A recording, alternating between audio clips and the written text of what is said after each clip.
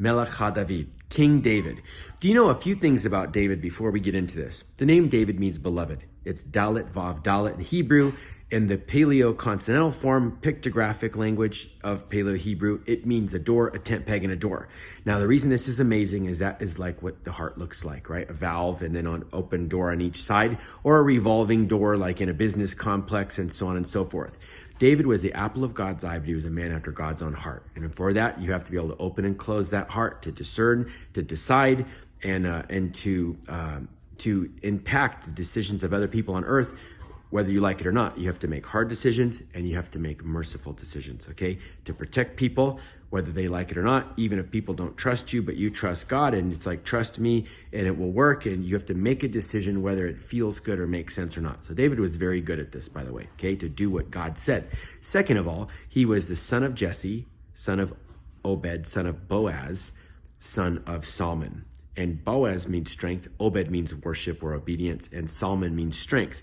So you have the beloved of God who's a worshiper with strength and obedience, and which brings peace. Interesting. Jerusalem, the city he made the capital of Israel, is the city of peace, okay? And we know that by worship we have peace because where we praise and thank God, he draws near to our thanks and praise. This is one thing we gain from the Psalms besides beautiful romantic prayer language and keys to intercession.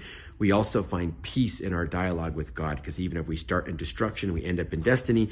Even if we start in distress or derision, we still end up with a decision from God that brings us his everlasting peace. Wonderful about David.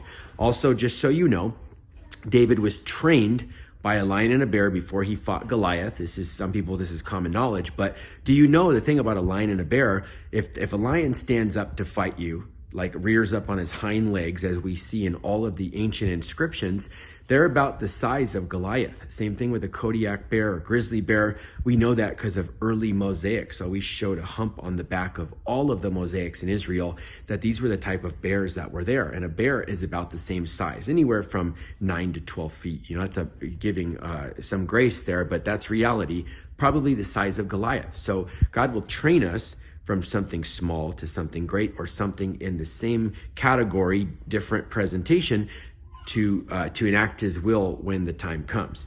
Also, so you have to know about David, beloved of God, apple of God's eye. He was a precious man. He was the king in Hebron for 7 years and Jerusalem for 33 years. He and his commanders crawled through the aqueducts, crawled through the water to come up and besiege the city when it was Jebus.